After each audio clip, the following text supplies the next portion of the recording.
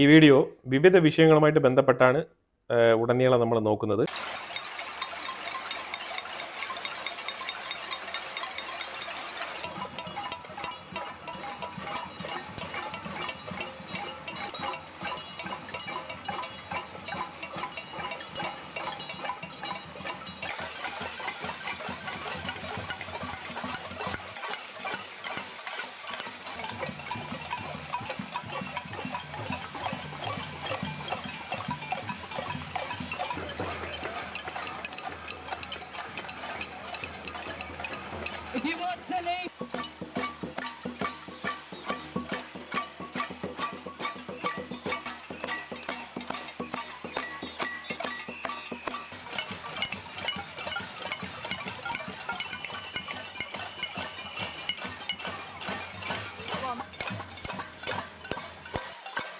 നമ്മൾ കണ്ടത് ഇത് UK-യിലാണ്.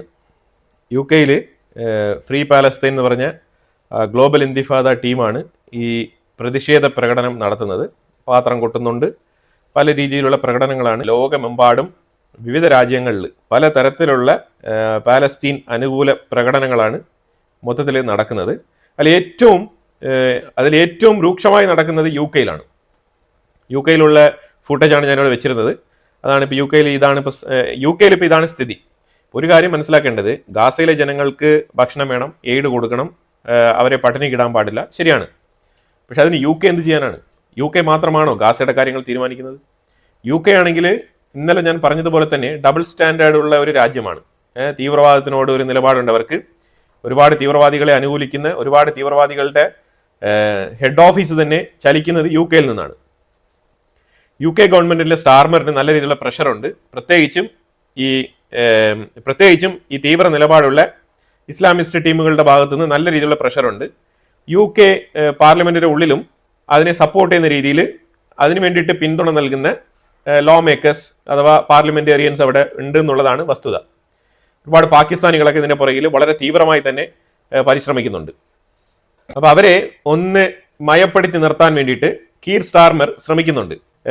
കാരണം കീർ സ്റ്റാർമറിന്റെ ഈ ഒരു പൊസിഷൻ, ഈ ഒരു പൊളിറ്റിക്കൽ ബെനിഫിറ്റ്, അതിനു വേണ്ടിയിട്ടും കൂടി തന്നെയാണ് സ്റ്റാർമർക്ക് ഈ രീതിയിലുള്ള നിലപാടുകളൊക്കെ എടുക്കേണ്ടി വരുന്നത്. കാരണം സ്റ്റാർമറിന്റെ മേളിൽ റെസിഗ്നേഷന്റെ സമ്മർദ്ദം നല്ല രീതിയിലുണ്ട്. അപ്പൊ അതുകൊണ്ട് ഏതെങ്കിലും രീതിയിൽ കുറച്ച് സപ്പോർട്ട് കിട്ടണം എന്നുണ്ടെങ്കിൽ പാർലമെന്റിന്റെ ഉള്ളിൽ ഒരു സപ്പോർട്ട് അനിവാര്യമാണ്. അപ്പൊ അത് ഏത് വിധേനയും നേടിയെടുക്കുക എന്നുള്ളതായിരിക്കാം സ്റ്റാർമറിന്റെ തന്ത്രം. അപ്പൊ സ്റ്റാർമർ ഇപ്പൊ എന്താണ് ചെയ്യുന്നത് പറഞ്ഞാൽ, ഇസ്രായേലുമായിട്ട് ഇന്നലെ സംസാരിച്ചിട്ട് എയർ ഡ്രോപ്പ് ചെയ്യാം, എയ്ഡ് എയർ ഡ്രോപ്പ് ചെയ്യാം. ഇതിനു മുമ്പ് ഗാസയിൽ യുദ്ധം തുടങ്ങിയ സമയത്ത് എയർ ഡ്രോപ്പ് ചെയ്തിട്ടുണ്ട്, പാരഷൂട്ടിൽ വെച്ചിട്ട് എയ്ഡ് സപ്ലൈ ചെയ്തിട്ടുണ്ടായിരുന്നു. അത് അത്ര ഫലപ്രദമല്ല എന്നാണ് മൊത്തത്തിൽ വരുന്ന റിപ്പോർട്ട്. ഓക്കെ, അതൊരു സൈഡിൽ ഇരുന്നാലും ഈ എയർ ഡ്രോപ്പ് ചെയ്യുമ്പോഴത്തേക്കും ഹമാസിന് അതിൽ വേറെ രീതിയിലുള്ള താല്പര്യങ്ങളൊക്കെ ഉണ്ട്. അവർക്ക് ആയുധം കടത്ത് ചെയ്യാൻ പറ്റുന്നില്ല, അവർക്ക് വേണ്ട രീതിയിലുള്ള പൈപ്പും കാര്യങ്ങളൊക്കെ കൊണ്ടുവരാൻ പറ്റുന്നില്ല, അവർക്ക് വേണ്ട കൺസ്ട്രക്ഷൻസ് മെറ്റീരിയൽസ് എടുത്തുകൊണ്ട് വരാൻ പറ്റുന്നില്ല. ഇങ്ങനെയൊക്കെ പല ബുദ്ധിമുട്ടുകളും ഹമാസ് അനുഭവിക്കുന്നുണ്ട്. അപ്പൊ അതുകൊണ്ട് ഹമാസ് ഈ ഒരു വിഷയത്തിനെ കണ്ടംപ്റ്റ് ചെയ്തിട്ടുണ്ട്. അതായത് എയർ ഡ്രോപ്പ് വഴി ഞങ്ങൾക്ക് എയ്ഡ് വേണ്ട, എയ്ഡ് അല്ലേ, ഏത് വഴി വന്നാലും ജനങ്ങൾക്ക് കിട്ടിയാൽ പോരെ. ആ ഒരു എയ്ഡ് കൊണ്ട് അവർക്ക് ഒരു നേരത്തെ വിശപ്പ് മാറ്റാൻ കഴിയുന്നെങ്കിൽ അതങ്ങ് തുടരട്ടെ എന്ന് തന്നെയാണ് വിചാരിക്കേണ്ടത്. പക്ഷെ അതിന് പകരം ഹമാസ് അതിനെ ടോട്ടലി ഡിനൈ ചെയ്തിരിക്കുകയാണ്. കാരണം ഇത് ഒരു കൺതുടയ്പ് അല്ലെങ്കിൽ ചില ജാലവിദ്യയാണ്, ഇതുകൊണ്ടൊന്നും ഗാസയുടെ വിശപ്പടക്കാൻ കഴിയില്ല എന്നാണ് അവരുടെ നിലപാട്. ശരി, അതെന്തെങ്കിലും ആയിക്കോട്ടെ. അപ്പൊ എന്തായാലും ഇസ്രായേൽ ഇപ്പൊ ഇതിന് പെർമിഷൻ കൊടുത്തിരിക്കുകയാണ്. ആ പെർമിഷൻ കൊടുത്തപാടെ UK ഇതിന് തീരുമാനം എടുത്തിട്ടുണ്ട്. UK തുടരെ ഈ എയർ ഡ്രോപ്പ് വഴി എയ്ഡ് ഗാസയ്ക്കുള്ളിൽ വിതരണം നടത്താൻ തീരുമാനിച്ചിട്ടുണ്ട്. ഏതാണ്ട് ആദ്യത്തെ ട്രിപ്പ് വന്നു എന്നാണ് അറിയാൻ കഴിയുന്നത്. ഗാസ എയ്ഡ് വിഷയം ഇങ്ങനെ ഒരു സൈഡിൽ നിൽപ്പുണ്ട്. ഇപ്പൊ ഇതിനകത്ത് GHF എന്ന് പറഞ്ഞ ആ ഒരു ഹ്യൂമാനിറ്റേറിയൻ സംഘടന അവർക്ക് പറയാനുള്ളത് എന്താണെന്ന് പറഞ്ഞാൽ, അവർക്ക് പറയാനുള്ളത് ഇസ്രായേലിനും ഹമാസിനും ഇതിനകത്ത് പൊളിറ്റിക്സ് ഉണ്ട്.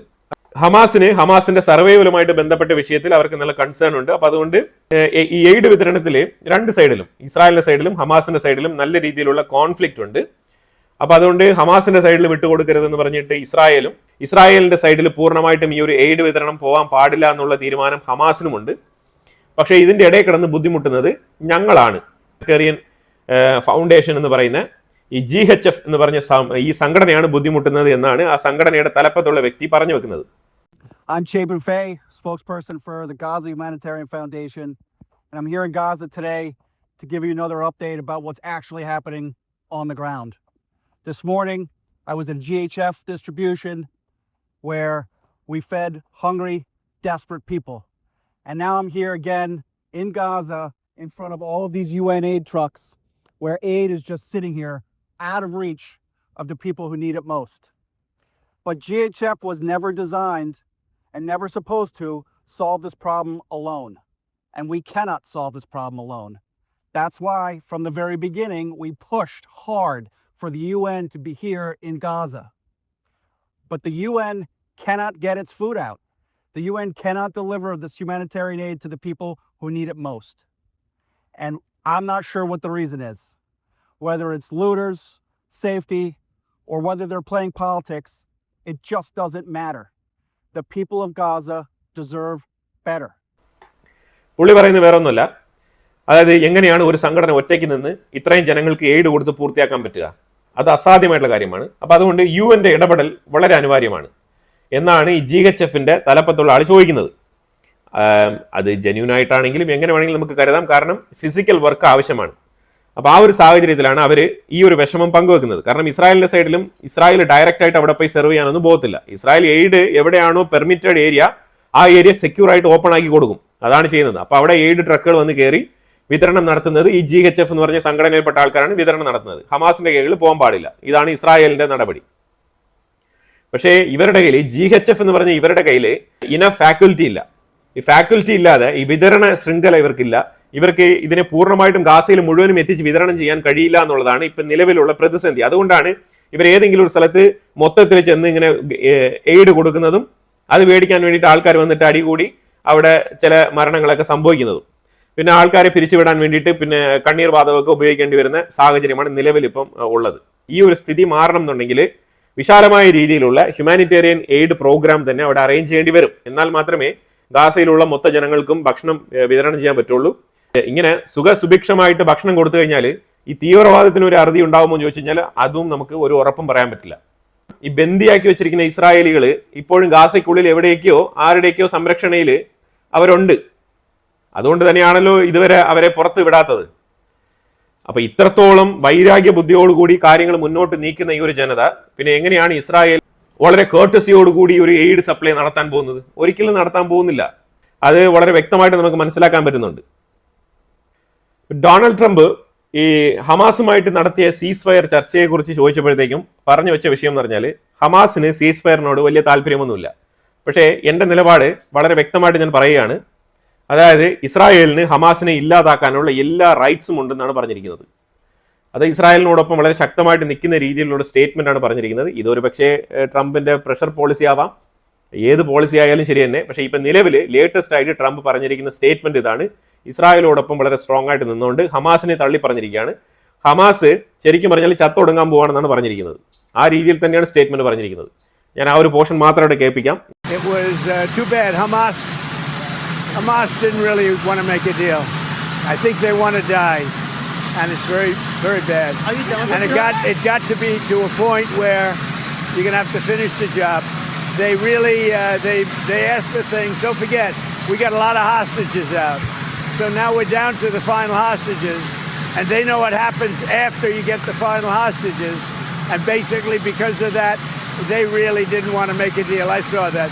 So they pulled out, and they're going to have to fight, and they're going to have to clean it up. You're going to have to get rid of it. Hamas ഇതിന് പ്രതികരിച്ചിട്ടുണ്ട്. Hamas പറഞ്ഞിരിക്കുന്നത് ഞങ്ങൾ ചർച്ച നടത്തിക്കൊണ്ടിരിക്കുകയല്ലേ, പിന്നെ ഇതിൻ്റെ ഇടയ്ക്ക് എന്തിനാണ് ഞങ്ങളെ മാറ്റി നിർത്തുന്ന രീതിയിൽ ഡൊണാൾഡ് ട്രംപിന്റെ ഭാഗത്ത് നിന്ന് ഇങ്ങനെ ഒരു സ്റ്റേറ്റ്മെന്റ് വരാനുള്ള കാരണം എന്താണെന്ന് ഞങ്ങൾക്ക് മനസ്സിലാകുന്നില്ല എന്നാണ് ഹമാസിന്റെ സൈഡിൽ നിന്ന് പറഞ്ഞിരിക്കുന്നത്.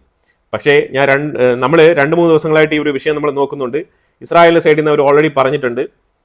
2 ദിവസങ്ങൾക്ക് മുമ്പ് തന്നെ നമ്മൾ ഇതിനെക്കുറിച്ച് പറഞ്ഞിട്ടുണ്ട്. ഇസ്രായേലിന്റെ സൈഡിൽ നിന്ന് ഹമാസിന്റെ ഈ ഒരു മെല്ലെപ്പോക്ക് നയം അത് ഇസ്രായേലിന് താല്പര്യപ്പെട്ടില്ല. അതുകൊണ്ട് ഇസ്രായേൽ ഈ ചർച്ചയ്ക്ക് പോയ അവരുടെ എൻവോയ്സ് ആയിക്കോട്ടെ അവരുടെ റെപ്രസെന്റേറ്റീവിനെ എല്ലാം തിരിച്ചു വിളിച്ചിരിക്കുന്നു എന്നുള്ളത് നമ്മൾ ഓൾറെഡി ഇതിനെ അപ്ഡേറ്റ് ചെയ്തിട്ടുള്ള വിഷയമാണ്. ഇന്ന് ഹമാസ് പറയുന്ന ഈ ഒരു സ്റ്റേറ്റ്മെന്റ് വളരെ ഫേക്ക് ആയിട്ടുള്ള ഒരു നറേറ്റീവ് ആണെന്നുള്ളത് നമുക്ക് വളരെ വ്യക്തമായിട്ട് മനസ്സിലാക്കാൻ പറ്റും. 2 ദിവസങ്ങൾക്ക് മുമ്പ് തന്നെ നെതന്യാഹു ഇതിനെക്കുറിച്ച് ക്ലാരിഫിക്കേഷൻ തന്നിട്ടുണ്ട്, ഹമാസിന് താല്പര്യമില്ല എന്ന് പറഞ്ഞിട്ട്. അപ്പോൾ ഇപ്പോഴത്തെ ട്രംപിന്റെ ഒരു സ്റ്റേറ്റ്മെന്റും കൂടി വെച്ച് നോക്കുമ്പോഴത്തേക്കും നമുക്ക് വളരെ വ്യക്തമായിട്ട് കാര്യങ്ങൾ വായിച്ചെടുക്കാവുന്നേ ഉള്ളൂ. പിന്നെ ഇസ്രായേലിന് സീസ് ഫയർ വേണം താനും, അതും നമ്മൾ പറഞ്ഞിട്ടുണ്ട്. ജർമ്മനിയിൽ നമ്മൾ UK കഴിഞ്ഞാൽ പിന്നെ ഏറ്റവും കൂടുതൽ പ്രൊട്ടസ്റ്റും പ്രതിഷേധമൊക്കെ നടക്കുന്നത് ജർമ്മനിയിലാണ്. മ്യൂണിക്കിൽ ജർമ്മനിയിലെ മ്യൂണിക്കിൽ ഒരു പാർക്ക്, മ്യൂണിക് പാർക്കാണ്. ഈ മ്യൂണിക് പാർക്ക് അധികൃതർ ഇപ്പോൾ ഒരു പരാതിയുമായിട്ട് പോയിരിക്കുകയാണ് ജർമ്മനിയിലെ ചാൻസലറുടെ അടുത്ത്. എന്താണ് പരാതി എന്ന് പറഞ്ഞാൽ, ഈ മ്യൂണിക് പാർക്ക് തുടർച്ചയായിട്ട് ഒക്കുപ്പൈഡ് ആണ്. എന്തിനു വേണ്ടി ഒക്കുപ്പൈഡ്?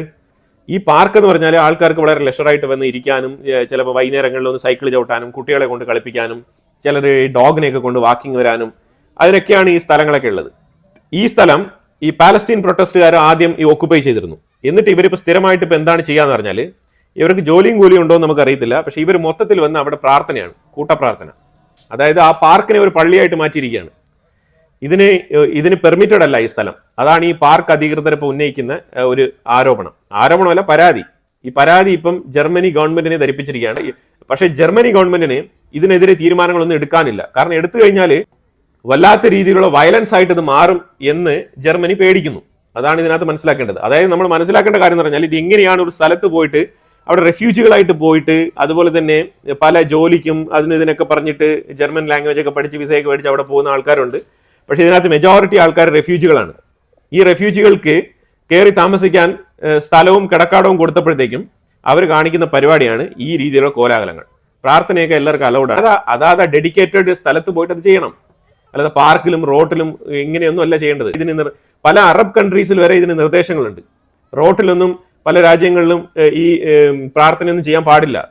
പല പീക്ക് ടൈമിലും ആംബുലൻസ് വരെ പോകാൻ പറ്റാത്ത രീതിയിൽ റോഡ് തടഞ്ഞു വെച്ച ഇൻസിഡന്റുകളൊക്കെ ഉണ്ടായിട്ടുണ്ട് പല അറബ് കൺട്രീസിലും. അപ്പോൾ അവരൊക്കെ വളരെ സ്ട്രിക്റ്റ് ആയിട്ട് റൂൾസ് ഒക്കെ പാലിക്കുന്നുണ്ട്. റോട്ടിലൊന്നും ഈ രീതിയിലുള്ള പ്രാർത്ഥനയോ റോഡ് തടയാനോ ഒന്നും പാടില്ല. ആ രീതിയിൽ ഇങ്ങനെ പബ്ലിക്കിന് വേണ്ടിയിട്ട് തുറന്നു കൊടുത്തിരിക്കുന്ന സ്ഥലങ്ങൾ ഈ രീതിയിൽ മിസ്യൂസ് ചെയ്യുന്നു എന്നുള്ള ഒരു പരാതിയാണ് ഇപ്പോൾ വന്നിരിക്കുന്നത്. എനിവേ നോക്കാം ജർമ്മനി ഗവൺമെന്റ് ഇതുമായിട്ട് എങ്ങനെയാണ് പ്രതികരിക്കുന്നത് എന്നുള്ളത്. അത് കഴിഞ്ഞ് നോക്കിക്കഴിഞ്ഞാൽ ഇറാന്റെ ഉള്ളിൽ അവിടെ ഒരു ഗ്രൂപ്പ് ഉണ്ട്. അത് ഇതേപോലെ ഈ ബലൂചിസ്ഥാൻ മേഖലയിൽ പ്രവർത്തിക്കുന്ന സുന്നി ഗ്രൂപ്പാണ്. അത് ശരിക്കും ഇറാനിയൻ ഗവൺമെന്റ് ആയിട്ടുള്ള ഷിയ ഗ്രൂപ്പിനെതിരെയാണ് അവർ പൊരുതുന്നത് പറഞ്ഞാൽ ഷിയയാണ് ഇറാനിലെ മെജോറിറ്റി, ഈ സുന്നി ഗ്രൂപ്പ് എന്ന് പറയുന്നത് അവിടെ മൈനോറിറ്റിയാണ്. അപ്പൊ ആ രീതിയിൽ ആ മൈനോറിറ്റി ക്ലാഷ്, ജയ്ഷ് അൽ ആദിൽ എന്നാണ് ഈ ഒരു സംഘടനയുടെ പേര്. ഇത് ബേസിക്കലി ബലൂചിസ്ഥാൻ, ഇറാൻ സൈഡിലുള്ള ബലൂചിസ്ഥാനിൽ പ്രവർത്തിക്കുന്ന സംഘടനയാണ്. അവിടെയും ഈ ബലൂചിസ്ഥാൻ ലിബറേഷന് വേണ്ടി തന്നെയാണ് അവർ പ്രവർത്തിക്കുന്നത്. പാകിസ്ഥാന്റെ ഉള്ളിൽ എങ്ങനെയാണോ BLA, അതുപോലെ തന്നെയാണ് ഇറാന്റെ ഉള്ളിൽ ഈ ഒരു സംഘടന. അപ്പൊ ഈ സംഘടന ശരിക്കും അവിടെ ഇപ്പൊ നടക്കുന്ന പറഞ്ഞാല് താറുമാറായിട്ടുള്ള അങ്ങോട്ടും ഇങ്ങോട്ടുള്ള വെടിവെപ്പാണ് അവിടെ നടക്കുന്നത്. ഇതിൽ 9 പേര് മരണപ്പെട്ടു എന്നുള്ള വാർത്ത വരുന്നുണ്ട്. 9 പേര് കൊല്ലപ്പെട്ടിട്ടുണ്ട് ഈ ഒരു ആക്രമണത്തില്. ഈ ഒരു കോമ്പാറ്റില് 9 പേര് കൊല്ലപ്പെട്ടിട്ടുണ്ട്. ഇപ്പോഴും അവിടെ കൺഫിനേഷൻ നടക്കുകയാണ്. അതാണ് നമ്മൾ മനസ്സിലാക്കേണ്ടത്. ഇറാന്റെ ഉള്ളിൽ ഇങ്ങനെ പല രീതിയിലുള്ള വിഷയങ്ങളാണ് നടക്കുന്നത്. ഇത് ഇന്ന് വളരെ ഹോട്ട് ടോപ്പിക്കായിട്ട് ഇന്നലെ മുതൽ നടന്നുകൊണ്ടിരിക്കുന്ന ഒരു വിഷയമാണ്. ഒരു സൈഡിൽ അവിടെ വെള്ളമില്ല, അത് വേറൊരു പ്രശ്നമാണ്. അവിടെ പൊതുജനങ്ങൾ പലരും ഈ വെള്ളത്തിന് വേണ്ടിയിട്ടൊക്കെ ഇപ്പം പ്രതിഷേധവുമായിട്ട് ഇറങ്ങിയിരിക്കുകയാണ്. تاریخ 4/5/1404 اعتراض به آب، برق، زندگی حق مسلم ماست در خشک بیجار استان گیلان.